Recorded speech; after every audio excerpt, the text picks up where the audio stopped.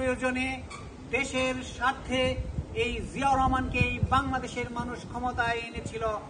এখন আমরা এই বৈশ্বিক উষ্ণতা যেভাবে বেড়ে চলেছে, যেভাবে গাছ নিধন হচ্ছে, প্রাকৃতিক বিপর্যয় ঘটছে, 6 ঋতুর দেশ 2 ঋতুতে পরিণত হয়েছে, এই বিষয়গুলোকে আমাদের ভবিষ্যৎ, আমাদের আশা আকাঙ্ক্ষার প্রতীক বিএনপির ভারপ্রাপ্ত চেয়ারম্যান জনাব তারেক রহমান অনুবাদন করেই আজকে এই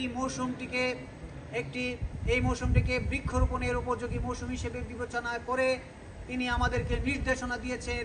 এই দেশকে বাঁচাতে হবে, এই পরিবেশকে বাঁচাতে হবে, তবেই আমরা সুস্থ থাকব, তবেই এই দেশ এগিয়ে যাবে এবং খাদ্যে এবং ফলে ফলজ বনজ গাছে সমৃদ্ধ হলেই আমাদের অনেক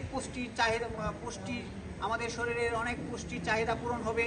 সেই লক্ষ্যে আমরা আজকে গৌরীপুর সরকারি কলেজ সহ ময়মনসিংহ উত্তরের প্রতিটি শিক্ষা প্রতিষ্ঠানে এই কর্মসূচি হাতে নিয়েছি। অলরেডি অনেক প্রতিষ্ঠানে রয়েছে। আজকে যারা এখানে ইউনিয়নের উপস্থিত রয়েছে, যারা বিভিন্ন সভাপতি সেক্রেটারি রয়েছে, যারা অন্যান্য ইউনিটের দায়িত্বশীল নেতৃবৃন্দ রয়েছে, আমি নির্দেশনা দিচ্ছি আমরা যেন প্রতিটি ইউনিয়নের স্কুলে, বিশেষ করে স্কুল এবং মাদ্রাসাগুলিতে তোমরা এই কর্মসূচি যখন রবিবার আবার ক্লাস শুরু হবে তখন তোমরা শুরু করবে। বিশেষ করে ইসলামাবাদের আহ্বায়ক সভাপতি সেক্রেটারি এখানে উপস্থিত, রিপন এবং খাদেমুল উপস্থিত রয়েছেন, আরও ইমনহি বিএম কলেজের তারাও উপস্থিত রয়েছেন। আমরা তাদেরকেও নির্দেশনা দেব এই কর্মসূচি যেন পালন করা হয়।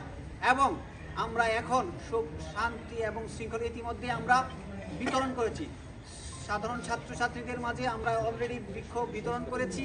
আমরা এই প্রোগ্রাম শেষ করে আমরা গৌরীপুর সরকারি কলেজ ক্যাম্পাস চত্বরে আমরা কিছু ফলজ এবং বনজ চারা রোপণ করব এবং সকলকে সুশৃঙ্খলভাবে এই কর্মসূচি যেন আমরা ধরে রাখতে পারি, এই আশা আহ্বান ব্যক্ত রেখে সকলের সুস্বাস্থ্য এবং দীর্ঘায়ু কামনা করে আমি আজকে আপনাদের মাঝ থেকে বিদায় নিচ্ছি। কথা হবে স্লোগানে, দেখা হবে রাজপথে। এই আশা আহ্বান ব্যক্ত রেখে আপনাদের কাছে খোদা হাফেজ। বাংলাদেশ জিন্দাবাদ, জাতীয়তাবাদী ছাত্রদল জিন্দাবাদ, বুদ্ধিদীপ্ত তারুণ্যের অহংকার, আগামী রাষ্ট্রনায়ক তারেক রহমান জিন্দাবাদ। ধন্যবাদ সকলকে। ধন্যবাদ জনাব নুরুজ্জামান সোহেল ভাইকে।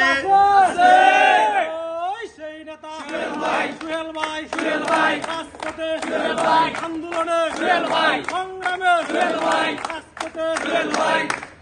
ধন্যবাদ।